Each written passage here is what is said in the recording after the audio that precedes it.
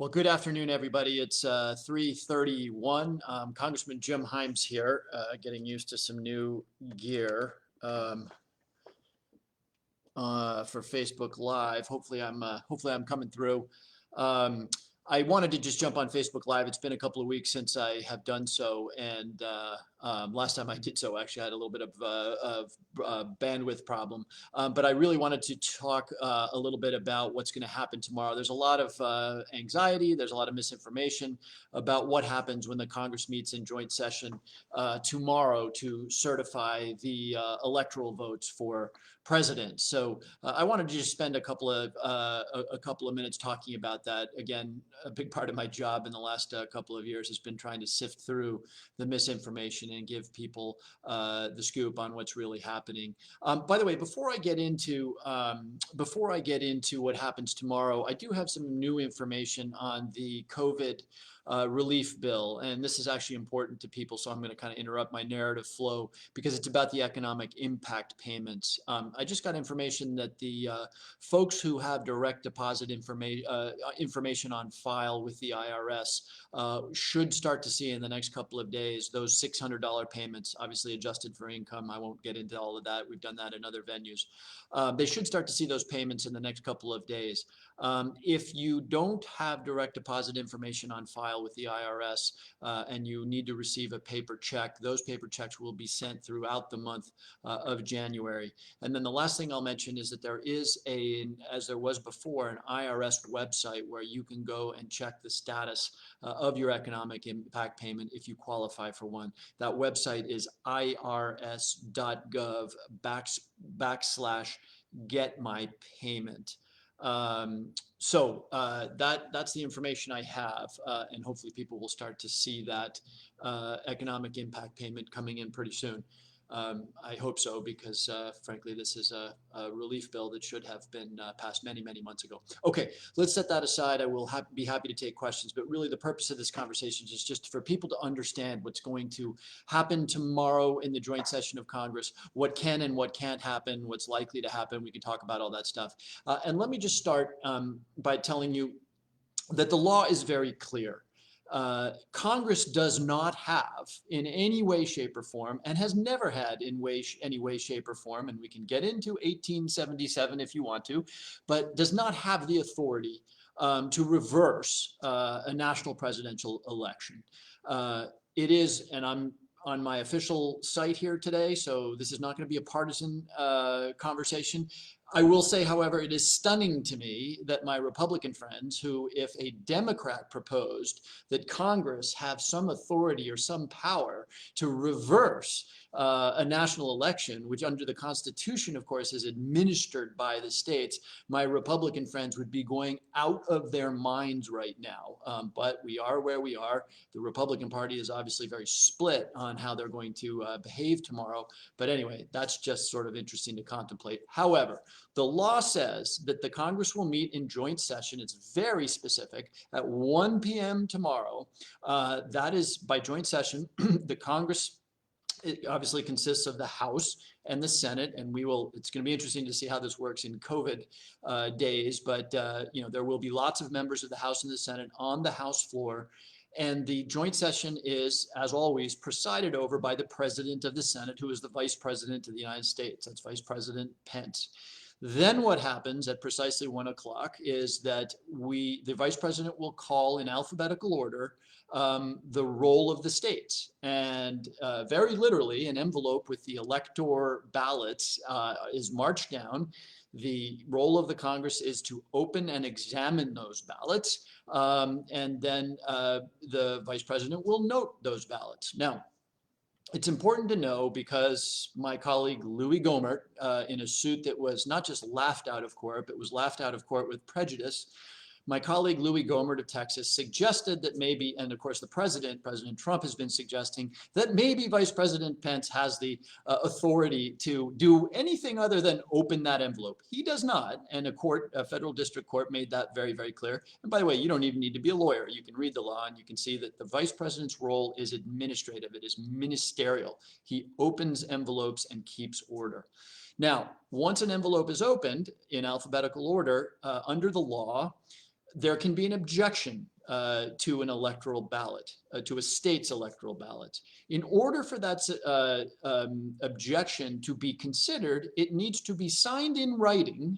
So there's not going to be debate on the floor in the joint session. It needs to be signed in writing by a member of the House of Representatives and by a member of the Senate. Now, we know that we're almost certainly going to get some of those objections. There are any number of members of the House and at least 12 senators, the most well-known one, of course, being Ted Cruz and Josh Hawley, who intend to object. When they object, the two houses separate from a joint session and go to their chambers, and for 2 hours, they debate the objections. Now, the debate is going to be fun to watch because there is zero evidence, and we know this because there have now been 60 court cases in the 6 states that are likely to be contested tomorrow. There have been 60 court cases in which those who believe that there was fraud in this election have been invited to present evidence. And of course, no evidence has been presented in any of these court cases. And the reason it hasn't been presented is because A, it's not there, and B, if you say there's evidence to a judge and you can't produce it, you lose your law license, or maybe you go to jail. And so what has happened in court is real, in contrast to the pontificating and bloviating that you're going to see tomorrow. If a senator stands up and says, there are allegations and I have evidence in the United States Senate or the United States House, there are not the sanctions that would happen if a lawyer said that in court. So we know, because we've now watched 60 cases at least be tossed out, that there is no evidence of fraud. And by the way, if the courts weren't enough, all the states have certified their electoral votes, including Republican states like Georgia, have certified their electoral votes. And so those debates will be fun to watch.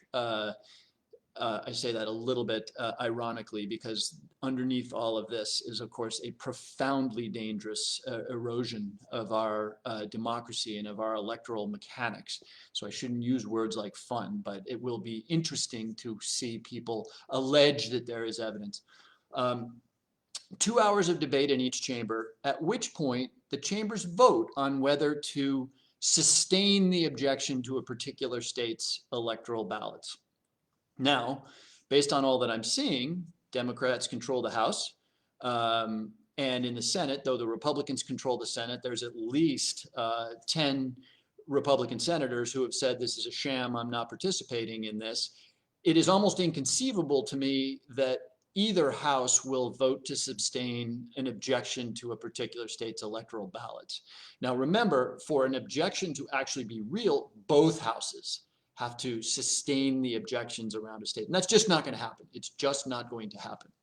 So I hope that's the takeaway. I know I've gotten into the weeds here. I hope that the takeaway is that there is no provision and there is no probability whatsoever that I frankly think that either house will ultimately sustain an objection to a state's electoral ballots.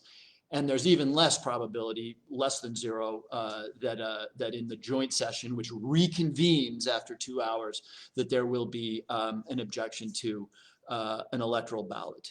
So hopefully that provides some comfort. Now, one interesting question is whether, what happens if Mike Pence, because, Mike Pence is under a lot of pressure by the president, who is tweeting out about how Mike Pence has the authority to throw away a state's legitimate results, in one of the more undemocratic statements amongst many from this president.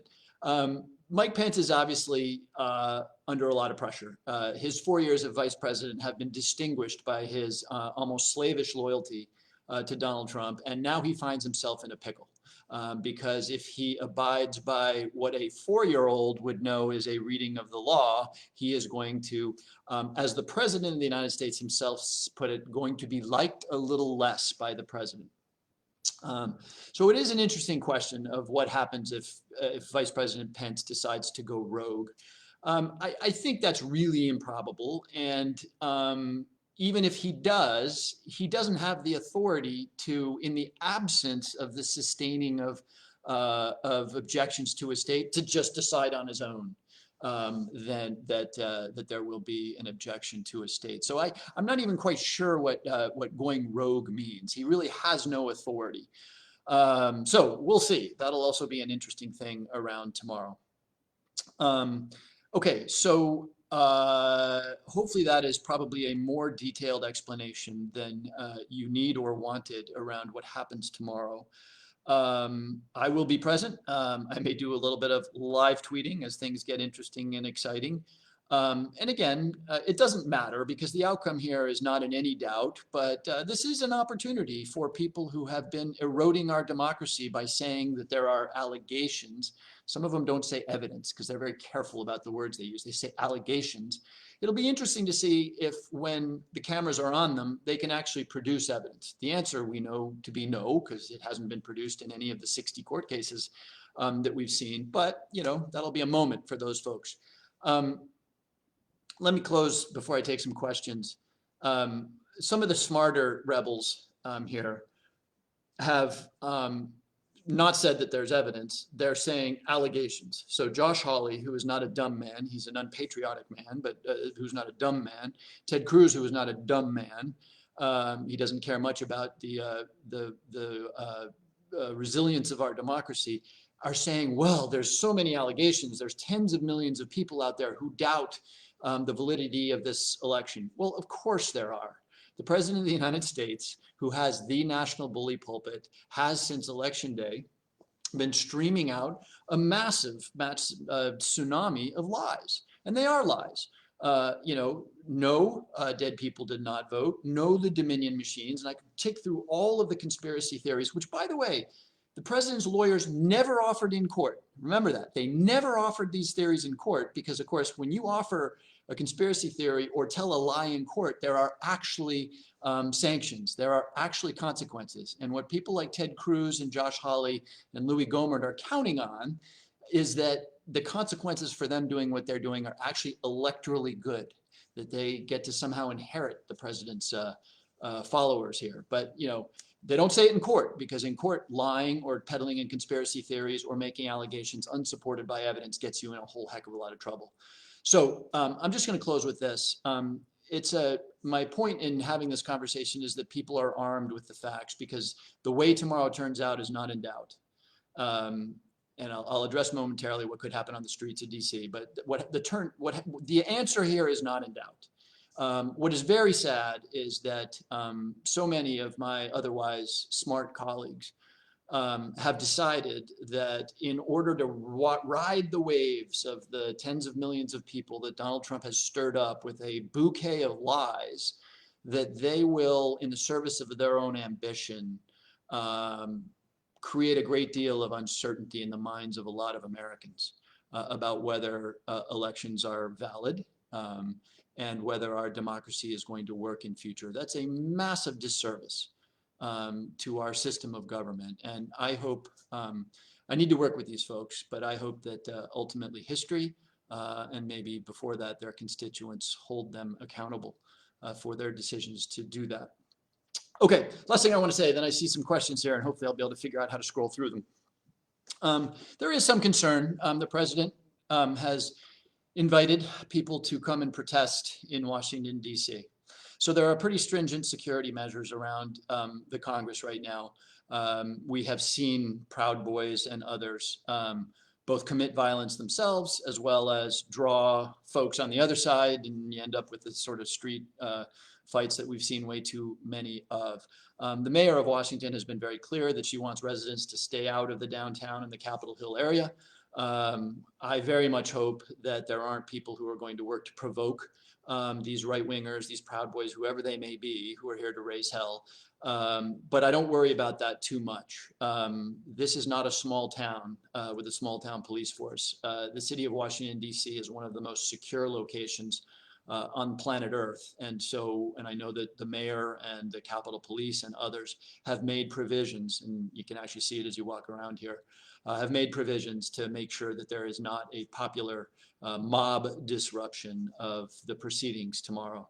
So I can't tell you that there aren't going to be some lunatics who decide to provoke violence to get themselves on TV or whatever it may be, to work out issues that they've got.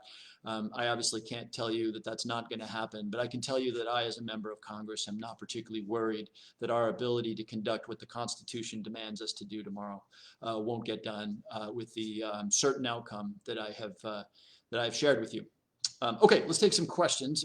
As I said, I'm using new technology here, so hopefully I will be able to figure out how to do that. All right. Beth asks, it's been reported that, what happened to that? All right.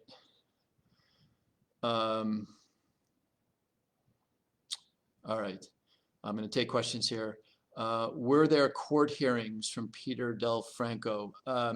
So I've made reference now to some 60 plus court decisions that have been rendered against the many people who have sued, claiming that there was fraud in Pennsylvania, claiming that there were problems in Georgia. Some of those had hearings, some did not. Quite frankly, most judges reading the briefs of the plaintiffs, the briefs, and you can read them yourself, the briefs were so absurd that many judges just said, this is ridiculous. You don't have standing to sue. There are no facts here. There is no evidence. And so a lot of these court cases were simply thrown out. But, you know, of course, if you are concerned about evidence, remember that all 50 states have certified their outcomes, including, by the way, deeply red states, state of Georgia, of course, Republican governor, Republican Secretary of State. They have, with 2 recounts, not 1, 2 recounts. So the process, and you can take this from President Trump's former cybersecurity advisor, this was one of the most secure, fraud-free elections we have ever seen. You know, again, that has been checked, litigated, recounted. Evidence has not been presented in court because there isn't evidence. We are where we are. Okay, I did see a question about whether the vice president perhaps doesn't show up. If that occurs, Chuck Grassley, who is the senior member of the Senate, would preside over what happens. So I suppose that's possible. There's no requirement that the vice president show up. If I were the vice president, I might give that a little bit of thought. But okay. According to the Cynthia asks, according to the Supreme Court blog, there are 6 to 7 cases. 6 to 7 cases on appeal. I'm sorry, I'm having a little trouble keeping these comments in front of me. I didn't get the whole question. When your case is thrown out of court, you often retain the ability to appeal. But as I said, and you can go and look at the 60 plus cases that have been thrown out of court, not a legal term, these are not cases that win on appeal. And by the way, the judges who have thrown these cases out have been a combination of Trump-appointed judges and other president-appointed judges. I hate to have to say that because I actually think judges, by and large, when they get on the bench, you know, they may not act the way you want them to act, but I don't see a lot of evidence, few major cases notwithstanding, of judges acting in the interests of the president who appointed them. Lee says, you know it is in the Constitution, you know there was fraud. I do know what is in the Constitution and know there was no fraud. And Leanne, if you have evidence, you would be one of the few people in the United States of America who had evidence. And if you do have evidence, you please call my office, you provide that evidence, and I will bring it up tomorrow on the floor of the House of Representatives. And again, you can read the Constitution. The way we elect presidents is very, very clear. We elect them in processes that are overseen by the states, and the Congress, by the terms of the Constitution and the law, plays an administrative function of reviewing the ballots and certifying them. So again, I'm not going to argue with people who want to try to convince me that the earth is flat or that the moon is made of green cheese, but the law and the facts here are perfectly clear. And I know that the law is clear because 60 plus courts have indicated that the law is clear. And I know that the facts are clear because nobody has provided any evidence of fraud to a single court in the land. All right, let's keep moving on here. How long will the whole process take? Joanne, great question. How long will the whole process take? This is the piece of this that I don't think is going to be a lot of fun. because the chambers will debate each state that is contested for up to 2 hours, if there's 6 states contested, and I think it's likely that there will be 6 states contested, it's the usual suspects: Ohio, Pennsylvania, Arizona, Michigan, Wisconsin, Georgia. 2 hours per state, 6 states, you're already at 12 hours of debate. And with all of the other proceedings and coming back together, et cetera, it could be a very long day and a very long night. And we may do this for a long time. And that'll be interesting to watch because, again, I know that some of the commenters here are just saying, oh, you're a Democrat. Well, watch Republicans. Watch Republicans, because most senatorial Republicans are going to, as they already have, said that this is a sham, have criticized Senator Hawley and Senator Cruz and the 10 others who are saying they're going to object. So it'll be interesting to see as the day and the night wears on how frayed patience plays into where we go here. Okay, questions. Peter Del Franco, for 4 years, there were claims Trump was an illegitimate president. Maybe so. I'd never heard many people saying that. Trump was certainly an impeached president, but that's different from being illegitimate.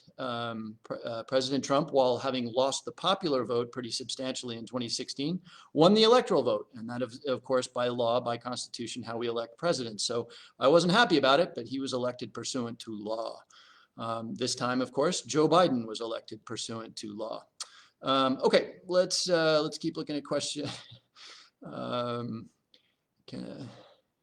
Okay, Gabriella, can this fraud of a president, can he enlist the military to come out and help him in any way?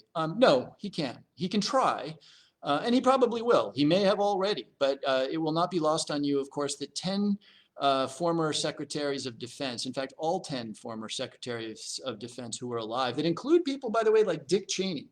You know, tell me somebody that the left and the Democrats sort of don't like more than they don't like Dick Cheney. But Dick Cheney was central to the effort to write a piece saying that the military has absolutely no role in our elections. It's a shame that that needs to be said because we learned that in second grade, but with this president, it is important. I think it was important that the 10 living secretaries of defense came out and said there's no role for the military. Look, many of you know military officers, they take the same pledge to the Constitution of the United States that I do. So they will not follow illegal orders. And I think we're going to be fine there in that regard. I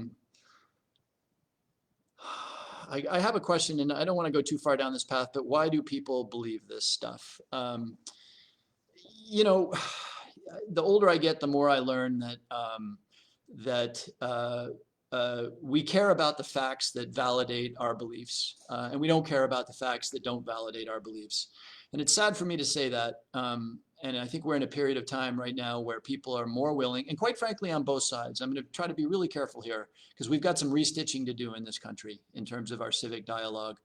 But we're at a time right now where people are interested in facts that back their sense of identity, that back their pre-existing political beliefs. And because we're so emotional and polarized, there is a substantial group of people for whom Donald Trump can say no falsehoods. I don't understand the psychology of that, but that is, I think, where we are. Pam asks a good question. What happens if Trump declares martial law? First of all, I don't think he's going to do that.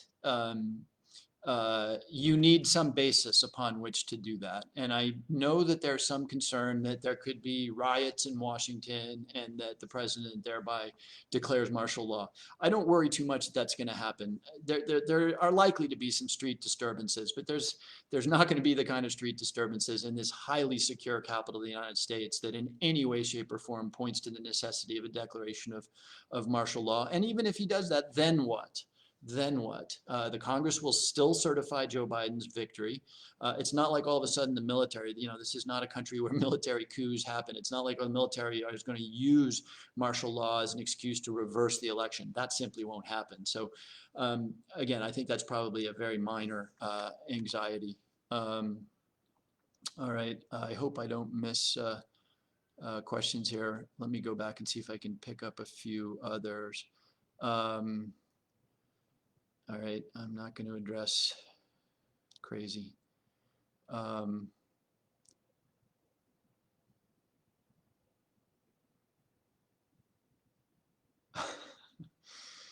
some stuff on Scotland here. Um,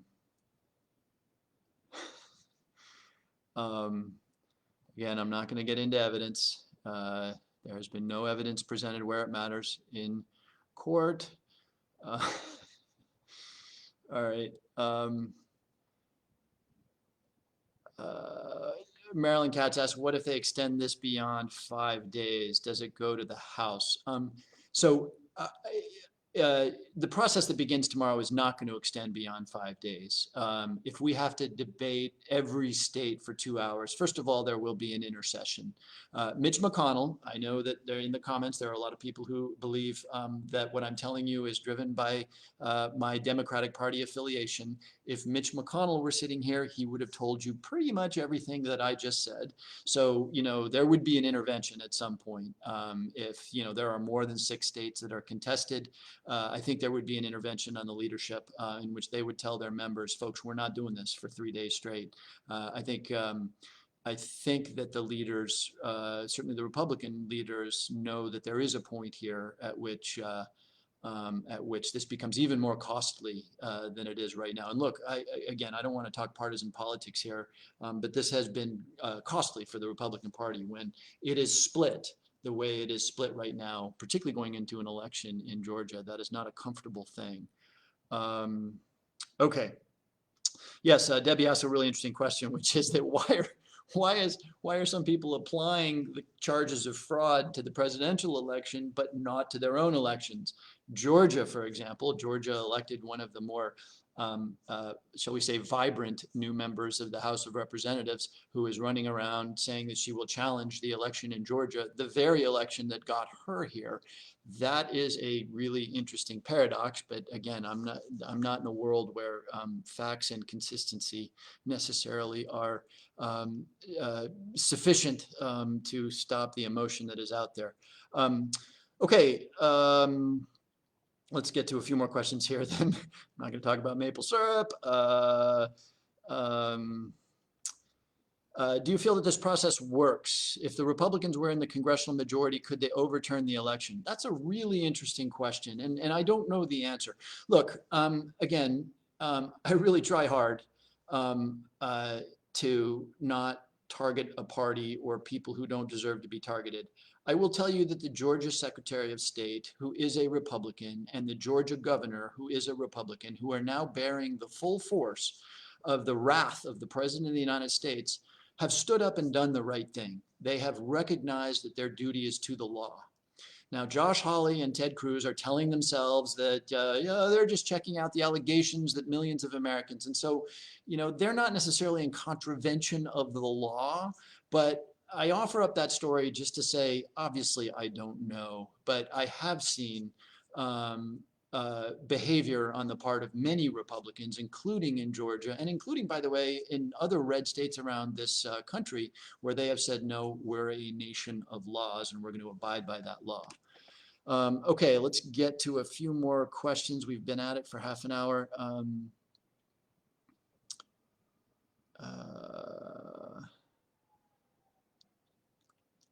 Okay, maybe I am at the end here. I do have an interesting question about what is accountability and Truth and Reconciliation Commission. It's a really good question. This has been a very angry, very emotional, to me, and I think to most people, scary attack on our democracy. And we have a lot of thinking to do about exactly how accountability is delivered. And there's a little bit of an analogy here in the Ford-Nixon era. Nixon actually was forced out of the presidency, as people know. He wasn't actually impeached and convicted, but he resigned when it became clear that he would be. And I heard a really interesting interview with ex-President Ford, in which, the conventional wisdom is that he lost re-election because he pardoned Richard Nixon.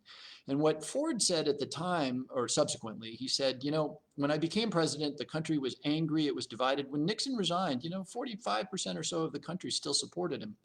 And what Ford said was, his first 6 months of office where there were all sorts of economic problems to be dealt with, racial issues, and of course, all sorts of questions about what had just happened. Every news conference he went to, the questions he got were about, is President Nixon going to be prosecuted, blah, blah, blah. And he just decided to take that off the table. I think that an outcome in which there is no accountability for those who have broken the law and those who have taken the decision to do things like Josh Hawley and Ted Cruz are, which knowingly is about abusing our democratic process, even if it's not illegal, for personal ambition, there has to be accountability.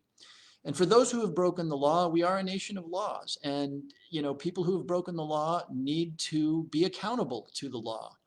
Now, I think what that means for the president, if you're of the group of people who believe that the president should be prosecuted, I think that as a practical matter takes, especially if he pardons himself, which I would not rule out, points to New York State, where he's being investigated for tax fraud and a variety of other things, and maybe Georgia. His actions on the phone call in Georgia were pretty clearly a violation of Georgia law.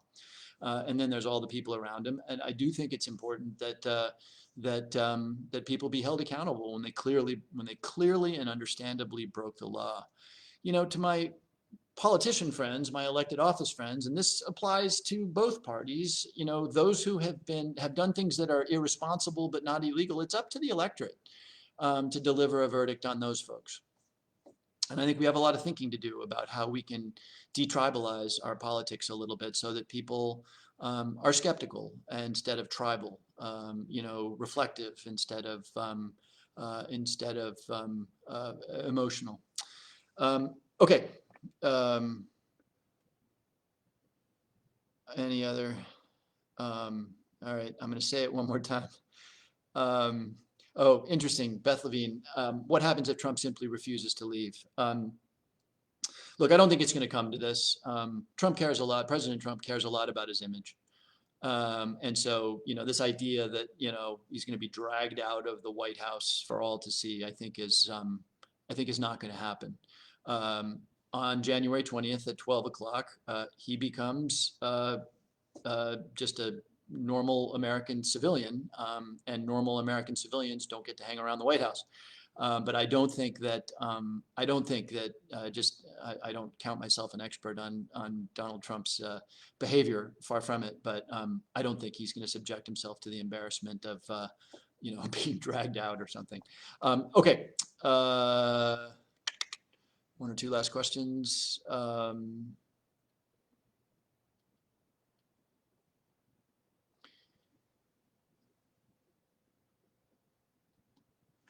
Okay, last question.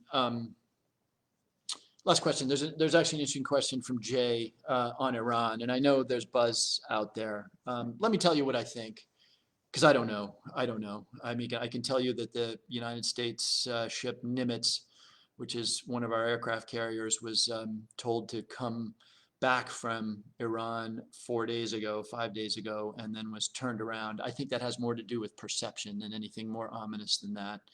It looked pretty bad at a moment that was quite tense between Iran and the United States to have such a physical manifestation of our reducing our force presence there. Here's what I think. I think there are people around the president like Mike Pompeo who are sad that we did not get into some sort of, as the military says, kinetic conflict with Iran, which would have been, by the way, absolutely disastrous. But I do know that there were people around the president who wanted that. I don't say a lot of good things about Donald Trump, but I will say that I do believe that it's deep in his DNA that he does not want to get mixed up in what was likely to be really ugly global confrontation. That said, getting into a war is a time-tested method of distracting from problems at home. Read the story of Margaret Thatcher in 1982, or quite frankly, the Argentine generals on the other side. It is a time-tested tactic, but I think that that's not going to happen. I don't have a huge basis on which to think that, but I do think the Iranians are being enormously careful right now. I do think that they see an opportunity for a more constructive engagement, even though they won't like the negotiations with the Biden administration and with the Trump administration. And I don't believe that therefore President Trump is going to somehow get, a provocative action done that would cause the Iranians to respond. So that's my best guess. I guess it's slightly more informed than some, but that's my best guess. Okay, folks, we are way off topic of what is going to happen tomorrow, Wednesday, and I do appreciate you all participating. And my team is looking at the questions. I know I missed a few, but if there are questions, I will ask my team to do their best to answer them, and perhaps we'll do another Facebook Live in the very near future. Folks, thank you. Stay safe. Stay safe. I know we've got vaccines out there. I'm very disturbed by though Connecticut is doing pretty well by the slow pace of their rollout. Even when we all have vaccines in us, we're going to need to continue to do the right thing. So please stay safe. All right. Bye. Thanks.